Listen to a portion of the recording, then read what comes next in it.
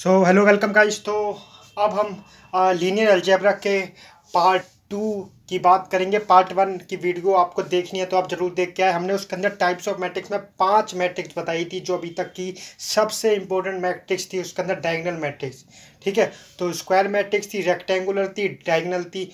अब हम sixth matrix के बारे में बात करेंगे जो कि यूनिट मैट्रिक्स।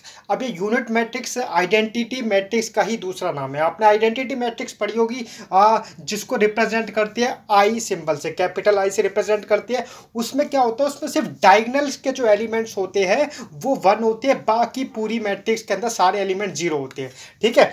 तो ये देखो, ये दो डायगोनल एलिमेंट, ये दोनों 1 और ये दोनों 1, ठीक है। तो आइडेंटिटी मैट्रिक्स को अगर मैं बात करूं तो ये डायगोनल मैट्रिक्स भी कहलाएगी, क्योंकि डायगोनल मैट्रिक्स में भी कहते थे कि डायगोनल एलिमेंट को मे और मे नॉट भी 0 हो सकती है, बाकी सारे एलिमेंट 0 होंगे। तो ये unit matrix identity matrix diagonal matrix का ही पार्ट है। ऑल्सो ये स्क्वायर मैट्रिक्स ही हो सकती है, क्योंकि आइडेंटिटी मैट्रिक्स सिर्फ स्क्वायर मैट्रिक्स से ही बन सकती है, रेक्टेंगुलर मैट्रिक्स का कोई काम नहीं है इसके अंदर, ठीक है। फिर 7th नंबर की आती है नल मैट्रिक्स। तो देखिए, नल जो मैट्रिक्स है उसको रिप्रेजेंट करते हैं इस फाई सिंबल से, और इसको बोलती है जीरो मैट्रिक्स।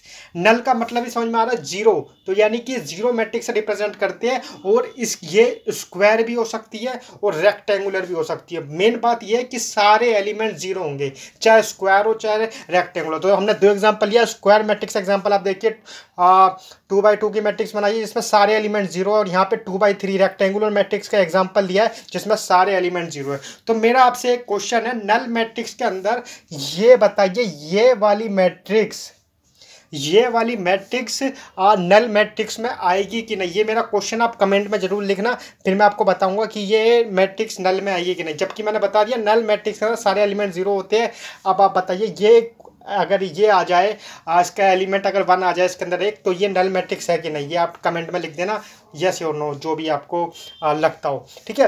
फिर 8th नंबर पे आती है अपर ट्रायंगुलर मैट्रिक्स। नाम से समझ में आ रहा है, इसको यूटीएम से भी क्वेश्चन आ सकता है पेपर में। अगर यूटीएम लिखा आ जाए तो आप समझ जाना अपर ट्रायंगुलर मैट्रिक्स की बात कर रहे हैं, ठीक है। तो अपर ट्रायंगुलर मैट्रिक्स यानी कि जो ट्रायंगल है वो ऊपर का ट्रायंगल की बात करेंगे, अपर ट्रायंगुलर मैट्रिक्स। तो इसके अंदर अगर एलिमेंट है ये, तो अपर ट्रायंगल मैट्रिक्स में जो अपर ट्रायंगल की बात करेंगे ना, ये वाला ट्रायंगल, ये इसके एलिमेंट्स में और मे नॉट भी 0 हो सकते हैं। अगर यहाँ पे 0 आए या 1 आए, एक एग्जांपल के तौर पे मैं आपको बताऊंगा। अगर इसका मैं एग्जांपल लूँ, ठीक है, तो ये 1 है, ये 0 है, ये 0 है, ये 1 है, ये 2 है और ये 3 है। ये मे और मे नॉट भी 0 हो सकते हैं, लेकिन बाकी सारे एलिमेंट 0 होने जरूरी है। इसके अलावा इस ट्राइंगल को छोड़ के बाकी सारे एलिमेंट 0 होने जरूरी है, जब ये अपर ट्रायंगुलर मैट्रिक्स के हुआ।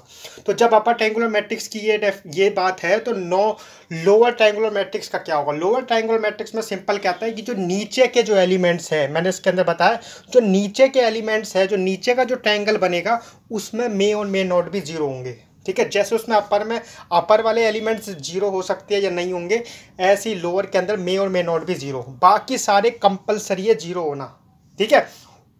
ट्राइंगल की बात करें तभी वो लोअर ट्रायंगुलर मैट्रिक्स और अपर ट्रायंगुलर मैट्रिक्स कहेंगे, जब अपर ट्रायंगुलर एलिमेंट को छोड़ के सारे 0 हो, और लोअर ट्रायंगुलर एलिमेंट को छोड़ के बाकी सारे 0 होने जरूरी है, ठीक है। फिर आती है 10th नंबर पे स्केलर मैट्रिक्स। तो देखिए, बहुत इंपॉर्टेंट मैट्रिक्स है, मैं आपको बता दूं, इस पर मैं स्टार भी लगा देता हूँ। स्केलर मैट्रिक्स कौन सी होती है। एक स्केलर मैट्रिक्स का इक्वेशन है कि वो मैट्रिक्स जिसमें से अगर हमने कोई एलिमेंट कॉमन ले लिया, उसके बाद अगर वो मैट्रिक्स आइडेंटिटी मैट्रिक्स की तरह दिखे या फिर यूनिट मैट्रिक्स की तरह दिखे, तो उसे कहेंगे स्केलर मैट्रिक्स। एग्जाम्पल के तौर पे, जैसे कि मेरे पे एक मैट्रिक्स है जिसमें एलिमेंट्स है 5 0 0 5। अगर मैं उसमें से 5 कॉमन ले लूँ, जैसे कि मैंने इसमें से 5 कॉमन ले लिया, तो इसमें से 5 हट गया तो बचा 1, और यहाँ से 5 चला गया 1, तो ये वाली जो मैट्रिक्स है आपको देखने में लगेगी ये आइडेंटिटी मैट्रिक्स है, ठीक है। ये 2x2 की आइडेंटिटी मैट्रिक्स है, तो कोई भी कांस्टेंट इनटू आइडेंटिटी मैट्रिक्स होगी तो ये स्केलर मैट्रिक्स होगी। सिंपल सी डेफिनेशन है, ठीक है। अगर किसी मैट्रिक्स में से कोई एलिमेंट कॉमन लेके उसके बाद वो आइडेंटिटी मैट्रिक्स बच जाए तो उसे बोलेंगे स्केलर मैट्रिक्स। तो मेरा आपसे अब ये क्वेश्चन है, ये मैट्रिक्स स्केलर है या नहीं है। ठीक है, ये मैट्रिक्स स्केलर है कि नहीं है। तो इसको सॉल्व करने के लिए हम क्या करेंगे, इनमें से कॉमन ले लेते हैं। जैसे कि 4 कॉमन है, तो इस मैट्रिक्स में से 4 कॉमन ले लिया, ये बचा 1, ये हो गया 0, ये हो गया 0, ये हो गया 2। अब देखो ये वाली मैट्रिक्स आई है क्या, ये अगर ये वाली मैट्रिक्स आइडेंटिटी मैट्रिक्स नहीं है तो ये स्केलर मैट्रिक्स नहीं है। तो देखिए यहाँ पे बच रहा है 2, और अगर यहाँ पे होता 1 तो ये आइडेंटिटी मैट्रिक्स होती, क्योंकि आइडेंटिटी मैट्रिक्स में डायगोनल एलिमेंट्स हमेशा 1 होते हैं। ठीक है, तो ये स्केलर मैट्रिक्स नहीं है, इसका आंसर ये है। ठीक है, क्वेश्चन सिंपल सा था आंसर। अब 11th नंबर क्या आती है, ट्रांसपोज ऑफ मैट्रिक्स। ट्रांसपोज मतलब होता है किसी का पोस्ट चेंज कर देना। ट्रांस मतलब चेंज, और पोस्ट मतलब किसी का पोस्ट चेंज कर देना। जैसे कि हॉरिजॉन्टल है तो वर्टिकल, वर्टिकल है तो हॉरिजॉन्टल। अब देखिए ये स्क्वायर मैट्रिक्स है, स्क्वायर मैट्रिक्स का अगर मैं इसका ट्रांसपोज लूंगा तो ये कहता है इसका पोस्ट चेंज कर देना। तो इसका अगर ट्रांसपोज लूंगा तो इसके जो एलिमेंट्स वर्टिकल है वो हॉरिजॉन्टल चले जाएंगे, और जो हॉरिजॉन्टल है वो वर्टिकल। तो इसके वर्टिकल एलिमेंट्स है 1 3, ये चले जाएंगे हॉरिजॉन्टल, और जो ये है वर्टिकली ये चले जाएंगे हॉरिजॉन्टल। तो ये होता है ट्रांसपोज मैट्रिक्स। ठीक है, अब ये मैट्रिक्स ट्रांसपोज स्क्वायर भी हो सकती है और रेक्टेंगुलर भी हो सकती है। ठीक है, और मैं आपको एक स्केलर का एक चीज़ बताना भूल गया कि स्क्वायर मैट्रिक्स पे ही काम करी, क्योंकि आइडेंटिटी मैट्रिक्स मैंने अभी बताया स्क्वायर होनी जरूरी है। तब इसके अंदर आइडेंटिटी आ गया तो इसका मतलब ये भी स्क्वायर होनी जरूरी है। अब ट्रांसपोज ऑफ मैट्रिक्स में मैं बताता हूँ रेक्टेंगुलर का। तब हॉरिजॉन्टल में, अब ये मैंने आपको बता दिया पोस्ट चेंज करना है, हॉरिजॉन्टल का हॉरिजॉन्टल, वर्टिकल का मतलब हॉरिजॉन्टल वर्टिकल में चेंज हो जाएगी, वो वर्टिकल हॉरिजॉन्टल मतलब खड़े से लेट जाएगा, लेट वाला खड़ा हो जाएगा। ठीक है, तो अब बी ट्रांसपोज निकालना है, तो इसका सिंबल होता है ये। देखिए किसी भी मैट्रिक्स के ऊपर टी लगा देंगे उसकी, तो वो बन जाएगा ट्रांसपोज। तो इसका ट्रांसपोज निकालता हूँ, ये देखिए इसके एलिमेंट है हॉरिजॉन्टल, तो इसको कर देंगे वर्टिकल। ठीक है, तो अगर मैं इस मैट्रिक्स का अगर मैं निकालूँ तो इसका बन जाएगा 1 2 0, और इसका बन जाएगा -1 2 -4। अब देखो ये मैट्रिक्स कैसी थी, ये मैट्रिक्स थी 2 क्रॉस 3 की, अब ये मैट्रिक्स बन गई है 3 क्रॉस 2 की। देखो पूरा का पूरा स्ट्रक्चर ही चेंज हो गया ट्रांसपोज में।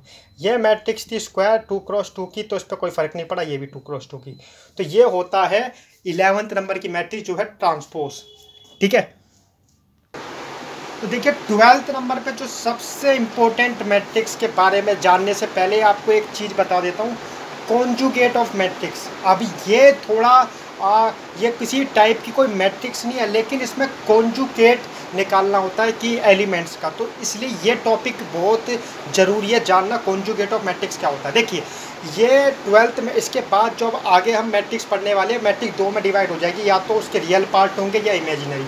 ठीक है, तो मैं आपको बताता हूँ, आपने पढ़ा होगा कॉम्प्लेक्स मैथ्स के अंदर रियल और इमेजिनरी, तो उसको करने से पहले हम कॉन्जुगेट ऑफ मैट्रिक्स जान लेते हैं। ठीक है, कॉन्जुगेट ऑफ मैट्रिक्स के अंदर मैं आपको बताता हूँ, आपने ये वैल्यू पढ़ी होगी आई, जो ये आई होता है इसको हम बोलते हैं आयोटा, और इसकी वैल्यू होती है -1, क्योंकि इसकी वैल्यू किसी को नहीं पता -1 की √-1 की वैल्यू होती क्या है। तो इस आई √-1 की वैल्यू ना पता होने की वजह से इसको एक नाम दे दिया जिसको बोलते हैं आयोटा।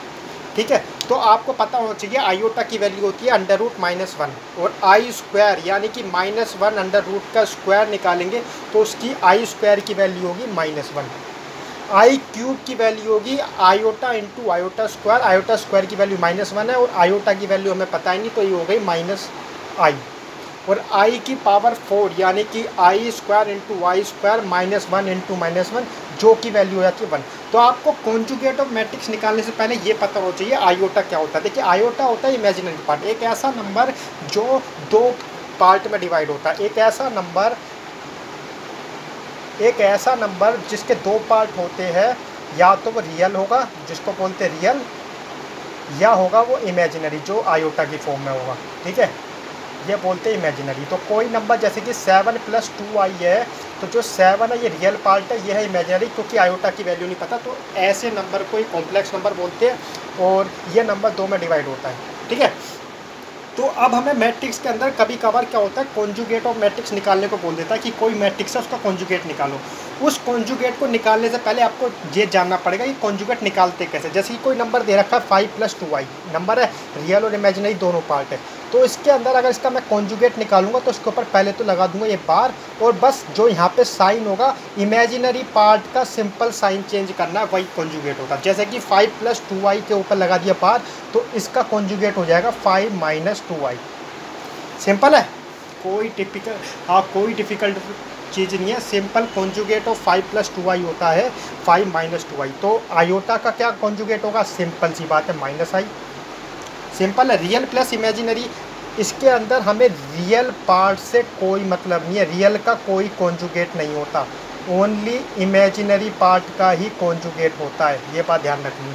ठीक है, एक एग्जांपल और बताता हूँ आपको। अगर मैं 2 का कॉन्जुगेट निकालूँ तो क्या होगा, 2 का कॉन्जुगेट बताओ क्या होगा, 2 का कॉन्जुगेट कुछ नहीं होगा, 2 होगा, सिंपल सी बात है। अब ये बात अगर हम मैट्रिक्स में लागू करें तो हमें क्या होता है कि जैसे कि हमें कोई मैट्रिक्स दे रखी है ए, जिसके एलिमेंट्स मैं आपको बता देता हूँ, जो एलिमेंट्स है 1 + i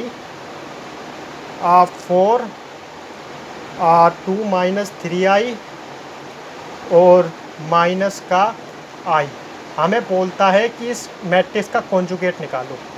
तो मैट्रिक्स का कॉन्जुगेट निकालने का सिंपल तरीका ये है कि इमेजिनरी पार्ट के साइन चेंज कर दो, बाकी रियल को जैसा लिखा है वैसा लिख दो।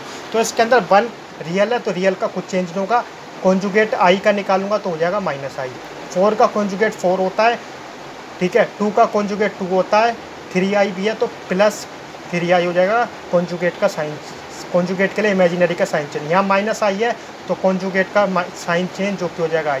तो किसी भी मैट्रिक्स का कॉन्जुगेट निकालना हो तो ये होता है, सिंपल सी बात है। अभी हमने सिर्फ कॉन्जुगेट पढ़ लिया, अब जो इसके बाद जो मैट्रिक्स पार्ट होगी रियल और इमेजिनरी में होगी, तो इसके बाद जो मैट्रिक्स के टाइप्स है उसको आपको ध्यान से करना है, क्योंकि बस आपको कॉन्जुगेट निकालना आना चाहिए था। अब देखिए, अब जो 13 जो मैट्रिक्स का पार्ट है वो बहुत इंपॉर्टेंट, तो मैं इसको वीडियो को लंबा ना करके अगली वीडियो में बताऊंगा। रियल और इमेजिनरी 2 में डिवाइड होने वाली है हमारी मैट्रिक्स, ध्यान रखना, रियल और इमेजिनरी 2 में डिवाइड होगी। तो मैं आपको बताता हूँ ये अगली वीडियो के अंदर, बस आपको कॉन्जुगेट तक ये समझ में आ गया, इसके बाद ये डिवाइड हो जाएगा रियल और इमेजिनरी में।